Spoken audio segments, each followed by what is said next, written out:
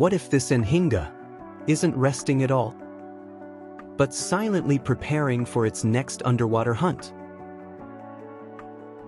This is an Anhinga, sometimes called the snake bird. Right now, it's resting high in a tree, barely moving, just waiting. But this stillness isn't laziness, it's strategy. But here's the mystery: Anhinga don't rest like other birds. Wet feathers, heavy wings, vulnerable to predators. So instead of hiding, it rises above everything, using height, patience, and stillness as protection.